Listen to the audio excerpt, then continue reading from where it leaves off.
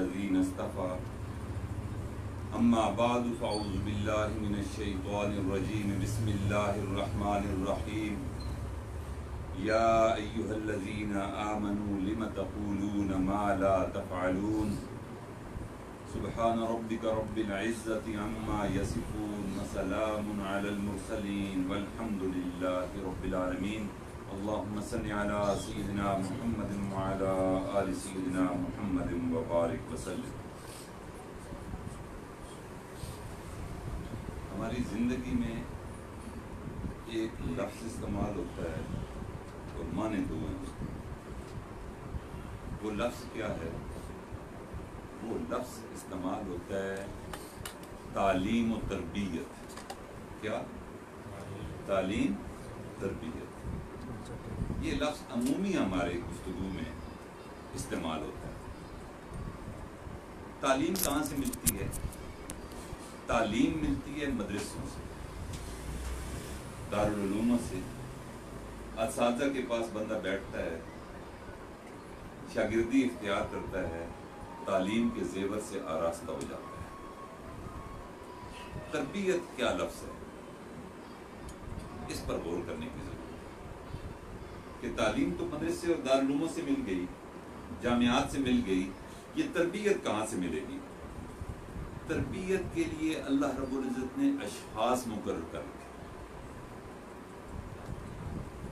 یہ اداروں سے نہیں ملتی، یہ جامعات دارالعلوم سے نہیں ملتی، وہاں صرف تعلیم ملتی ہے۔ اور تربیت کے لیے اللہ تعالیٰ نے انبیاء کرام علیہم السلام کو مبعوث فرمایا۔ انہوں نے اپنی امت کے وہ افراد جو ان کے وقت میں تھے ان کی تربیت فرمائی، تعلیم بھی تھی، تربیت بھی فرمائی۔ اب جب انبیاء کا سلسلہ ختم ہو گیا، حضور خاتم النبیین نبی کریم صلی اللہ علیہ وسلم کے بعد نبوت ختم ہوئی۔ اب کار نبوت کے لیے انبیاء کے وارث ہیں۔ نبی علیہ الصلوۃ والسلام نے ارشاد فرمایا العلماء ورثۃ الانبیاء۔ انبیاء کا وارث کون ہے؟ علماء۔ اب یہ تربیت والا کام علماء کریں گے، صلحاء کریں گے، ایسے اشخاص کریں گے کہ جن کی اپنی تربیت ہو چکی ہو۔ وہ اشخاص ایک فرد نہیں ہوا کرتے، وہ اشخاص اپنی ذات میں ایک انجمن اور ادارہ ہوا کرتے ہیں۔ اور اس کی دلیل قرآن پاک سے ہے۔ اللہ رب العزت نے ارشاد فرمایا ان ابراہیم کان امہ۔ ابراہیم فرد واحد نہیں تھے، اللہ تعالیٰ خود فرما رہے ہیں ابراہیم ایک امت تھے، ایک ادارہ تھے، ایک جماعت تھے۔ یعنی ان کے کام کو اللہ تعالیٰ نے یوں پسند فرمایا کہ فرد سے نکال کر ان کو ایک جماعت قرار دے دیا۔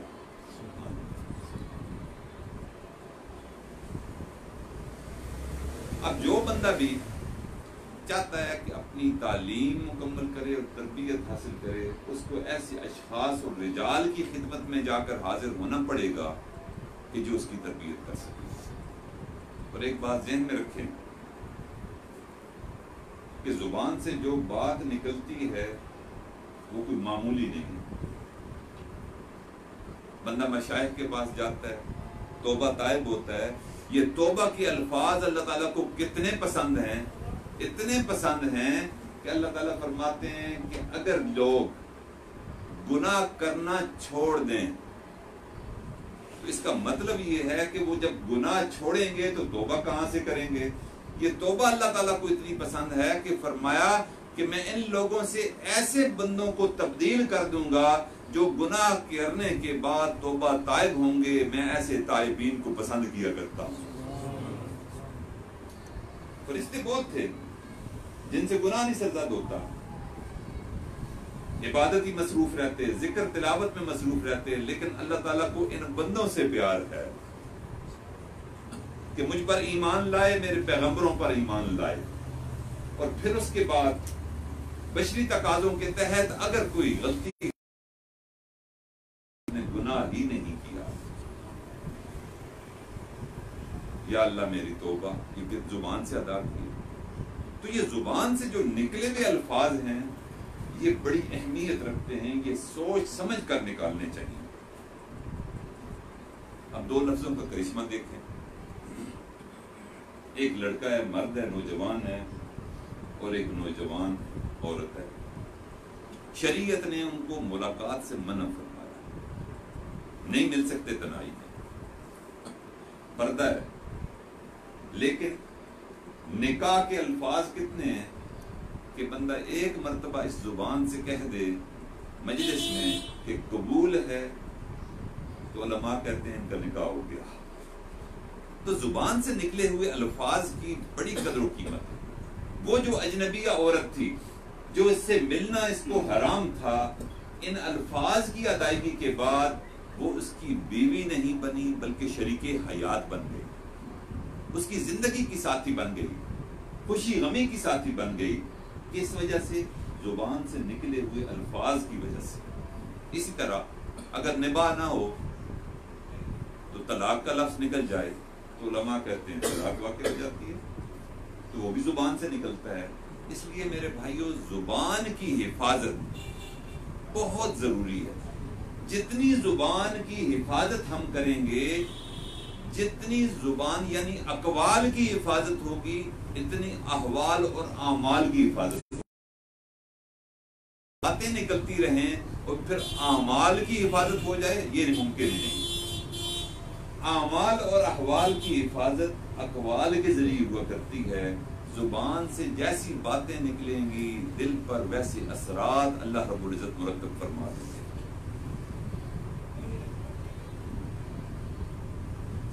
بزرگ کہتے ہیں کہ زبان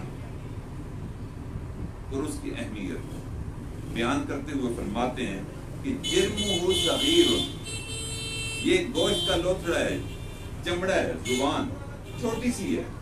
جرمہ صغیر و جرمہ کبیر، یہ زبان کا سائز تو بہت چھوٹا ہے لیکن اس سے بڑے بڑے جرم سرزد ہوتے ہیں، ایسے جرم سرزد ہوتے ہیں، ایسے ایسے الفاظ بندہ منہ سے نکال بیٹھتا ہے کہ دائرہ ایمان سے خارج ہو جاتا ہے۔ اللہ تعالی ہمیں اپنے زبان کی حفاظت کرنے کی توفیق عطا فرمائے۔ اب دیکھ لیجیے، مثال کے طور پر غیبت ایک جرم ہے، پیٹھ کے پیچھے بھائی کی غیبت کرنا، چغل خوری کرنا، اس کے بارے میں نبی علیہ الصلوۃ والسلام نے ارشاد فرمایا کہ الغیبت اشد من الزنا۔ ہم سمجھتے ہیں کہ شاید زنا ہی سب سے بڑا جرم ہے، لیکن میرے بھائیوں یہ جو زبان کے ذریعے ہم غیبت کرتے ہیں، نبی رحمت صلی اللہ علیہ وسلم نے اس کو غیبت کو زنا سے بڑا جرم قرار دیا۔ اس طرح ہم جھوٹ بولتے ہیں، بات پہ بات منہ سے جھوٹ نکل رہا ہوتا ہے، اس کی وجہ بھی کیا بنتی ہے؟ زبان اور گفتگو بنتی ہے۔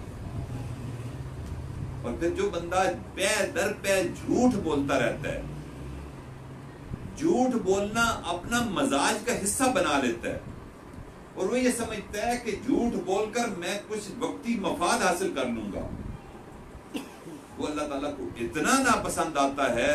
اللہ تعالیٰ فرشتوں کو حکم دیتے ہیں کہ میرا وہ بندہ، وہ فاسق فاجر جس نے جھوٹ بولنے کی عادت بنا لی ہے، پے در پہ جھوٹ بول رہا ہے، جھوٹوں کے دفتر میں اس بندے کا نام لکھ دیا جائے، عرش پر اس کا نام جھوٹوں کے دفتر میں لکھ دیا جاتا ہے۔ اسی طرح میرے بھائیوں یہ دل آزاری ہے، یہ بھی زبان سے ہوتی ہے۔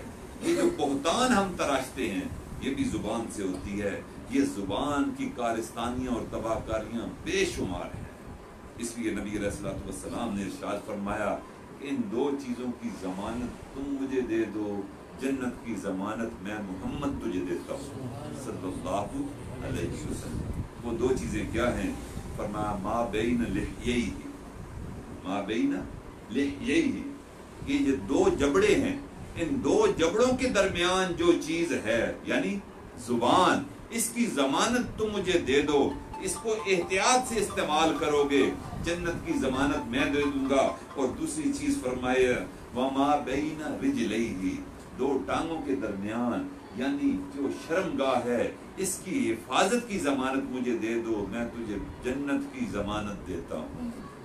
تو یہ زبان اتنی اہمیت والی بات ہے کہ نبی علیہ الصلوۃ والسلام نے اس کی حفاظت پر جنت کی ضمانت دی ہے۔ اور ایک بات اور ذہن میں رکھیں، اللہ رب العزت نے ان دونوں چیزوں کو دورہ حصار مہیا کیا، ڈبل پروٹیکشن۔ اب زبان دیکھیں، اس کے گرد بھی دو حصار ہیں، ایک ہونٹوں کا حصار ہے، پہلا کیا ہے؟ ہونٹوں کا حصار ہے، اور دوسرا دانتوں کا حصار ہے۔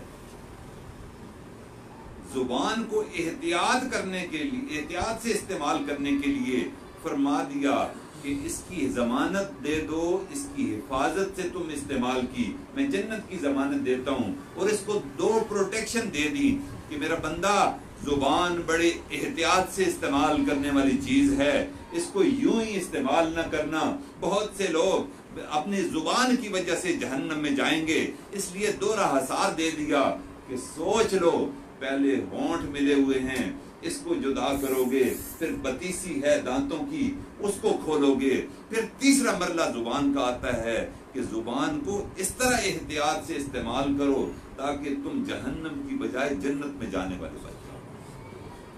دوسری چیز، ما بین رجلیہ، دو ٹانگوں کے درمیان جو شرمگاہ ہے، اس کی حفاظت بھی دوہری فرمائی ہے۔ ایک تو زیر جامہ ہم پہنتے ہیں، اور دوسرا قمیض کو بھی اس کے اوپر کر دیا کہ ایک بندہ اگر قمیض ہٹا لے گناہ کے ارادے سے تو اس کا ایک آزار باقی رہے، زیر جامہ باقی رہے، ہو سکتا ہے اس کو سمجھ آ جائے کہ جو کام تو خلاف شرع کرنے والا ہے، اس کام کی وجہ سے جہنم کا ایندھن تو بن سکتا ہے۔ میرا بندہ دھیان سے ان دو آزاروں کو عبور کرنا۔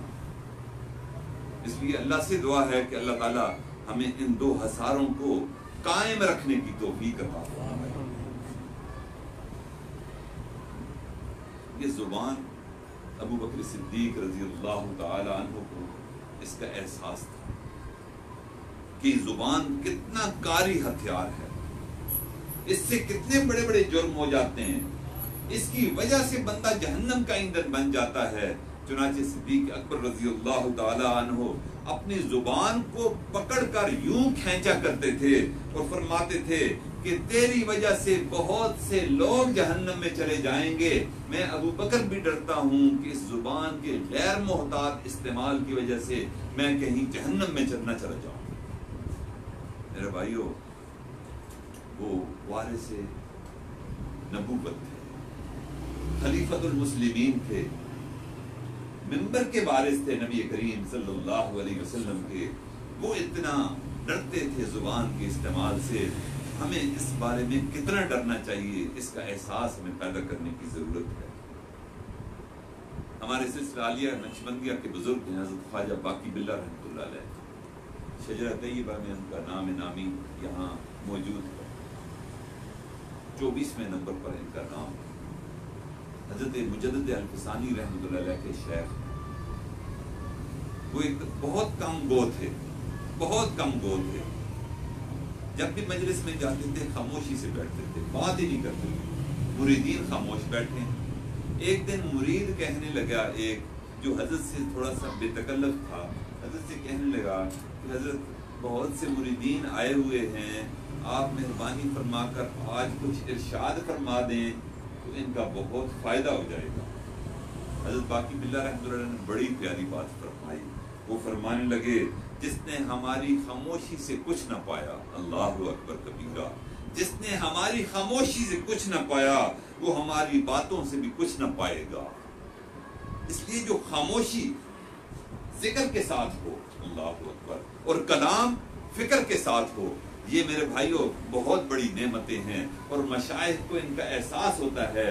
ہم نے بھی دیکھا اپنی زندگی میں، حضرت خواجہ خان محمد رحمۃ اللہ علیہ خانقاہ سراجیہ کے بزرگ تھے، نقشبندی بزرگ تھے، ہم نے دیکھا کہ گھنٹوں گزر جایا کرتے تھے، منہ سے تکلم نہیں فرمایا کرتے تھے، لیکن مجمع پر کیفیات ایسی مرتب کہ پورے کا پورا مجمع ایک کرب میں، ایک کیفیت میں مبتلا ہوتا تھا اور آنکھوں سے آنسو رواں ہو جایا کرتے تھے۔ اس لیے میرے بھائی خاموشی کے بہت فوائد، ہمیں بھی چاہیے کہ ہم خاموش رہا کریں.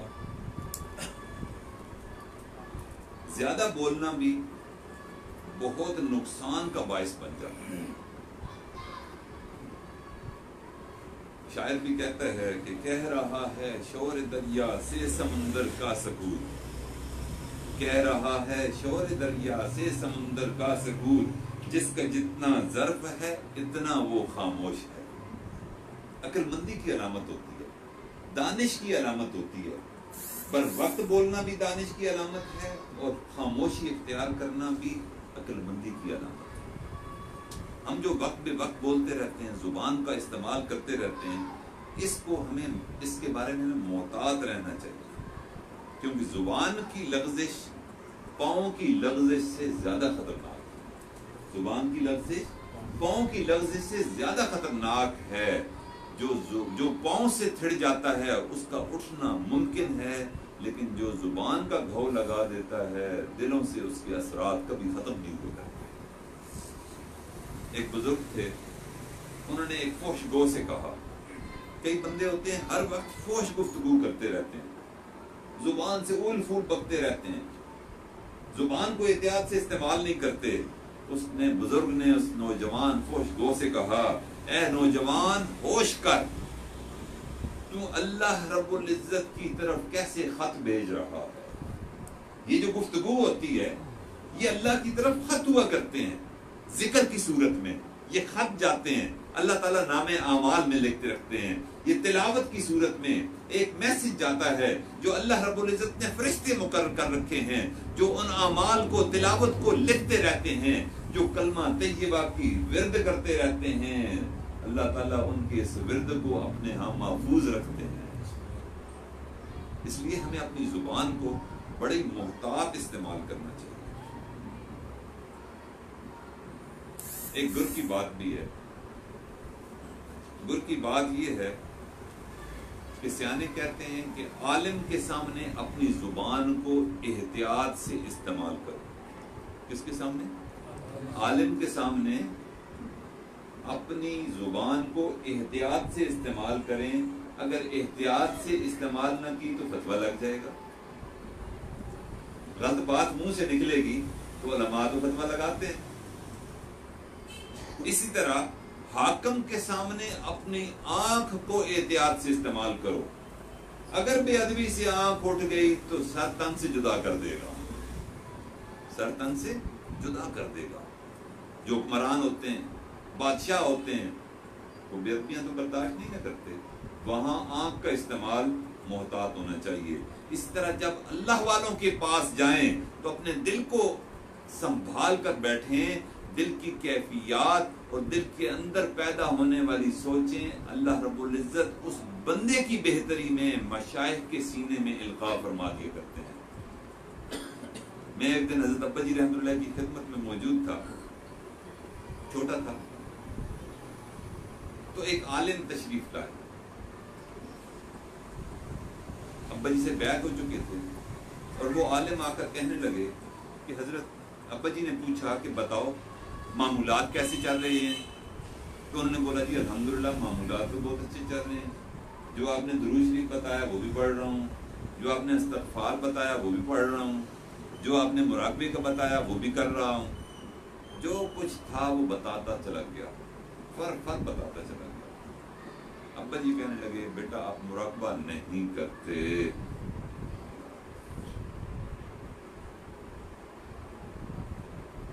اس نے کہا حضرت میں مراقبہ کرتا ہوں. ابا جی نے کہا کہ نہیں بیٹا آپ مراقبہ نہیں کرتے، بات مان جاؤ. اس نے پھر کہا کہ حضرت میں مراقبہ کرتا ہوں. ابا جی نے کہا اللہ نے میرے دل میں القاء کر دیا ہے کہ تم جو کچھ کرتے ہو میرے علم میں ہے، اگر کہو تو میں بتانا شروع کر دوں. وہ کانپ گیا. اس نے ہاتھ جوڑے اور ہاتھ جوڑ کر کہنے لگا کہ واقعی حضرت یہ بات ہے کہ آپ سے میں بیعت ہونے کے بعد باقی اعمال تو میں کرنے کی کوشش کرتا رہا لیکن مراقبہ نہیں کرتا تھا. اس لیے میرے بھائیوں اہل اللہ کے پاس ہم جائیں تو اپنے دل کو سنبھال کر بیٹھیں. اللہ رب العزت دل کی کیفیات مشائخ کے سامنے فرما دیا کرتے ہیں. وقت بے وقت بات اور ایک ہوتی ہے موقع کی بات. موقع کی بات کو عقلمند لوگ کہتے ہیں گڑ کی ڈلی. کیا کہتے ہیں؟ گڑ کی ڈلی. یعنی موقع کی بات ہوگی نا تو وہ اپنا اثر دکھاتی ہے. یہ جو بغیر مزاج جانے اور بغیر وقت دیکھے کوئی ہم رائے دیتے ہیں، یہ رائے الٹا اثر دکھاتی ہے اور تلخی کا باعث بن جاتی ہے. ایک زمیندار تھا، ایک اس کی بیگم تھی، بڑی زمینیں تھیں ان کی.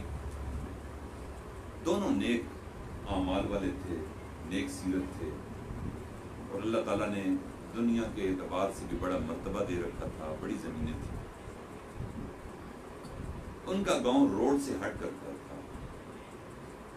اب روڈ پہ گاڑیاں آتی تھیں اور مسافروں کو اتار دیتی تھیں. آگے مسافر پیدل جایا کرتے تھے، 4-5 کلومیٹر پیدل جانا پڑتا تھا. اور مسافروں کو بڑی تکلیف ہوتی، دھوپ کی حدت بھی اور سردی کی شدت بھی وہ برداشت کرنا پڑتی تھی. تو ایک دن اہلیہ نے کہا، خامند کو موقع مناسب تھا کہ اللہ تعالیٰ نے ہم پر بڑے انعام فرمائے ہوئے ہیں، کیا ہی اچھا ہو کہ ہم یہاں مسافر خانہ بنا دیں.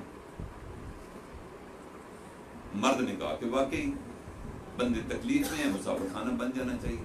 مسافر خانہ بن گیا. اب لوگوں کو سہولت ہوگی، بارش میں بچ جاتے تھے بھیگنے سے اور دھوپ کی تپش سے بچ جاتے تھے. کچھ عرصہ گزرا، موقع پھر مناسب سمجھا. عورت کہنے لگی کہ اللہ تعالیٰ نے ہمیں بہت نعمتوں سے نوازا ہے، کیا یہ اچھا ہو کہ وہاں کوئی چائے کا بندوبست ہماری طرف سے ہو جائے سردیوں میں. خامد نے کہا کہ ٹھیک ہے، سردی کے موسم میں چائے کی طلب ہوتی ہے تو چائے کا بندوبست کر دیتے ہیں. تو اب چائے کا بندوبست ہو گیا. کچھ عرصہ گزرا تو پھر موقع غنیمت جانا. تو عورت نے کہا کہ دیکھیں بات یہ ہے کہ ہمارے اسٹاپ سے بڑی دیر کے بعد گاڑیاں آتی ہیں، اور بعض گاڑیاں تو اتنی لیٹ آتی ہیں کہ کھانے کا وقت بھی ہو جاتا ہے، غریب لوگ کھانا نہیں کھا سکتے. اگر کیا ہی مناسب ہو کہ ہم وہاں کچھ کھانے کا بندوبست کر دیں. اب وقت کی بات تھی نا، فوراً نہیں بات کی، پہلے دن ہی آہستہ آہستہ حکمت کے ساتھ بات کی. تو خامد نے کہا کہ واقعی ہم پر بڑا انعام ہے اللہ تعالیٰ کا. یوں دیگوں کا بندوبست ہو گیا، باورچی کا بندوبست ہو گیا، جو مسافر آتا وہ کھانا کھاتا. اگر بے وقت ہوتا تو ایک خیر کا سلسلہ چل پڑا. اب کچھ لوگ ایسے بھی ہوتے ہیں فسادی قسم کے جو کانوں کو بھرتے رہتے ہیں. ایک فسادی پہنچ گیا اس کے پاس، مرد کے پاس، بولا یہ کیا تم نے شروع کر دیا ہے، غریب لوگ کھائیں تو بہت اچھا ہے.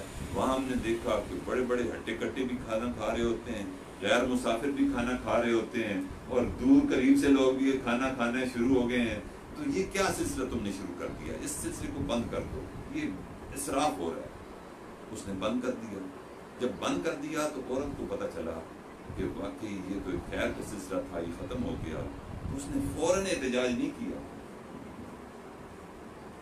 فوراً کہتی تو معاملہ بگڑ جاتا، کیونکہ مرد کا ایک ذہن بن چکا تھا. کچھ دن گزرے تو موسم بھی اچھا تھا، تو خامد سے کہنے لگی کہ ذرا اپنی زمینوں کو چکر لگاتے ہیں، ذرا فصل کو دیکھ کے آتے ہیں. وہ چلے گئے دونوں زمینوں کی سیر کو. زمین میں پہنچے تو وہاں ایک کنواں تھا جس کے اوپر رہٹ تھی. گھوم پھر کے جب رہٹ پہ بیٹھ گئے تو خامد بھی بیٹھ گیا، بیگم بھی بیٹھ گئی. پہلے تو تھوڑی سی بات ہوئی، پھر اس کے بعد عورت نے نیچے کنویں میں لگاتار جھانکنا شروع کر دیا. وہ خامد نے پوچھا کہ ارے میں تم سے بات کرنا چاہ رہا ہوں اور تم ہو کہ کنویں کے اندر ہی جھانک رہی ہو، یہ کیا معاملہ ہے؟ تو وہ کہنے لگی کہ میں تو پانی کو دیکھ رہی ہوں کہ لوٹے خالی جاتے ہیں، بھرے ہوئے واپس آ رہے ہیں. وہ خاموش ہو گیا کہ یہ کیا بات کر دی تم نے. پھر دوبارہ دیکھا تو ادھر ہی جھانک رہی ہے. پھر اس نے کہا کہ کیا دیکھ رہی ہو؟ اس نے کہا کہ میں دیکھ رہی ہوں کہ پانی لوٹوں میں بھرا ہوا آتا ہے، خالی لوٹے اندر جاتے ہیں، کنویں سے واپس بھرے ہوئے آتے ہیں. کہتے ہیں دستوری یہ طریقہ کار ہی یہ ہے، یہ تم کیا کہنے لگ پڑی ہو، بار بار یہ بات کر رہی ہو. تو اس عورت نے کہا کہ سرتاج بات یہ ہے، اللہ تعالیٰ نے ہمیں بھی ایک اعمال کا رحت عطا کر رکھا تھا. ہمارے لوٹے بھی خالی مال سے جاتے تھے. غریبوں کو کھانا کھلانے کی وجہ سے وہ لوٹے مال و منال سے بھرے ہوئے باہر آتے تھے. جب دنیا کا کنواں خشک نہیں ہو سکتا تو اللہ کے خزانے کا کنواں کیسے خشک ہو سکتا ہے؟ یہ وقت کی بات تھی جو زبان سے ادا ہوئی. یہ جو بے وقت بات ہوتی ہے اس سے بھی ہمیں اجتناب کرنا چاہیے. وقت کا انتظار کرنا چاہیے اور انتظار کر کے پھر اس بات کو مناسب موقع پر اپنی زبان سے نکالنا چاہیے. اس سے تلخیاں بھی کم ہوتی ہیں اور زبان کی حفاظت بھی ہوتی ہے اور خیر کے پہلو بھی نکلتے ہیں. اس لیے میرے بھائیو سوچ کر ہمیں بولنا چاہیے. ایک اللہ والے تھے, ان کا نام تھا یحییٰ بن معاذ. کیا نام تھا؟ یحییٰ بن معاذ. میں اس لیے پوچھ رہا ہوں کہ آپ سارے جاگے ہوئے بیٹھے ہیں, ماشاءاللہ سب نے منہ سے نکالا ہے یحییٰ بن معاذ کہا ہے. اللہ تعالیٰ آپ کو اجر عطا فرمائے. یحییٰ بن معاذ رحمۃ اللہ علیہ, انہوں نے ایک بڑی پیاری بات کی. وہ کہتے ہیں کہ دل کی مثال ایک ہانڈی کی طرح ہے. دل کی مثال ایک ہانڈی کی طرح ہے اور اس میں ہانڈی میں چمچے کی مثال انہوں نے زبان سے دی ہے. ہانڈی میں جو کچھ پکتا ہے چمچے کے ذریعے وہی باہر نکلتا ہے. یہ نہیں ہو سکتا کہ ہانڈی کے اندر دال پک رہی ہو اور ہم توقع رکھیں کہ چمچے سے گوشت نکلے گا. چمچے سے تو پھر دال ہی نکلنی ہے. اسی طرح میرے بھائیوں جو کچھ زبان سے نکلے سمجھ جائیں ہمارے دل میں وہی چیز ہے. زبان سے اگر جھوٹ نکل رہا ہے تو یہ بات پکی اور یقینی ہے کہ دل کے اندر جھوٹ کا بسیرا ہے. زبان سے اگر فحش گفتگو نکل رہی ہے تو دل کے اندر پاکیزگی نہ ہونے کی علامت ہے. زبان سے اگر بد اخلاقیاں ہو رہی ہیں تو یہ بات پکی اور ٹھکی ہے کہ دل کے اندر بد اخلاقیوں نے گھر کیا ہوا ہے. دل کے اندر جو کچھ ہم رکھیں گے زبان سے وہی باہر نکلا کرتا ہے.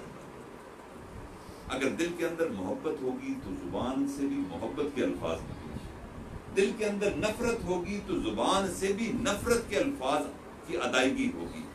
دل کے اندر سچ ہوگا تو زبان ہمیشہ سچ ہی اپنے منہ سے نکالے گی. اور ایک بات ذہن میں رکھیں, ہمارے حضرت جی دامت برکاتہ العالیہ ارشاد فرماتے ہیں کہ میں بچپن میں ایک بزرگ کے پاس گیا اور جا کر اس سے کہنے لگا کہ میں مستجاب الدعوات بننا چاہتا ہوں, آپ مجھے کوئی عمل بتا دیجئے تاکہ وہ عمل اللہ کو پسند آئے اور میری تمام دعائیں قبول ہوں. اس بزرگ نے بڑی پیاری بات کی.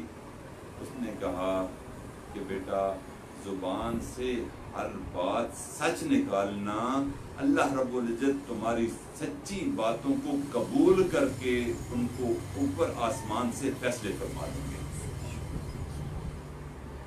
پھر بات جو بھی زبان سے نکلے گی اللہ تعالیٰ اس کو سچ کر دیا کریں گے. تو یہ زبان کی بات میرے بھائیوں, یہ زبان اس کو احتیاط سے ہم نے استعمال کرنا ہے اور اپنے گفتگو کا بھی لحاظ رکھتے ہوئے اپنے اقوال کی حفاظت کرنی ہے. حکماء کہتے ہیں, حکماء کی باتیں بڑی حکمت والی ہوتی ہیں, مختصر ہوتی ہیں لیکن ایسی ہوتی ہیں کہ جو دل کے اندر پیوست ہو جاتی ہیں.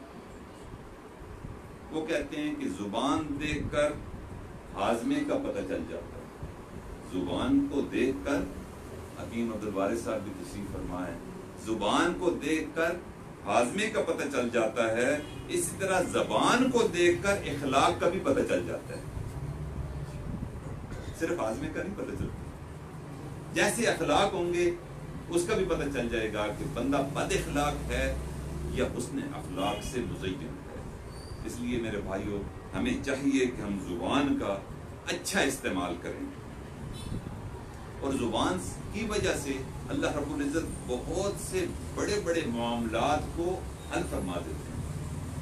ہم ڈرتے ہیں کہ جھوٹ بولیں گے تو نقصان ہو جائے گا. نہیں, ایسا نہیں ہوتا. سچ بولنے کی وجہ سے اللہ رب العزت نقصان کو نفع میں بدل دیا کرتے ہیں. کاندلہ میں ایک ہندو خاندان رہتا تھا اور ایک مسلمان تھا. ایک زمین کے ٹکڑے پر دونوں کا جھگڑا ہو گیا. دونوں نے عدالت میں دعویٰ دائر کر دیا. مسلمان کہنے لگا کہ یہ زمین کا ٹکڑا میرا ہے اور اس پر میں مسجد بناؤں گا. اور جو ہندو تھے اس نے کہا کہ زمین کا ٹکڑا میرا ہے اور اس پر میں مندر بناؤں گا۔ اب معاملہ مذہبی ہو تو جج بھی کانپتے ہیں کہ مذہبی فسادات کا اندیشہ ہوتا ہے، تو انہوں نے دونوں کو مذاکرات پر راضی کیا کہ مجھ سے فیصلہ نہ لو، تم یوں کرو کہ آپس میں یہ بات گفت و شنید سے حل کر لو تاکہ فساد نہ ہو، لوگ آپس میں نہ لڑیں، تو کسی بندے پر راضی ہو جاؤ۔ ہندو ایک بندے پر راضی ہو گئے۔ کاندلہ میں ایک بزرگ رہتے تھے جن کا نام تھا مفتی اللہ بخش کاندلوی رحمۃ اللہ علیہ۔ ہندوؤں نے اس کا نام دے دیا کہ جو مفتی صاحب فیصلہ کریں گے وہ فیصلہ ہمیں قبول ہوگا۔ اب مسلمان تو خوش ہو گئے کہ مسلمان مفتی ہیں، مسلمانوں کے عالم ہیں، ماشاءاللہ وہ فیصلہ مسلمانوں کے حق نہیں کریں گے۔ اب ڈیٹ آ گئی، مفتی صاحب بھی آ گئے۔ مفتی صاحب نے فیصلہ یہ فرمایا کہ یہ ٹکڑا مسلمان کی ملکیت نہیں ہے، ہندو کی ملکیت ہے۔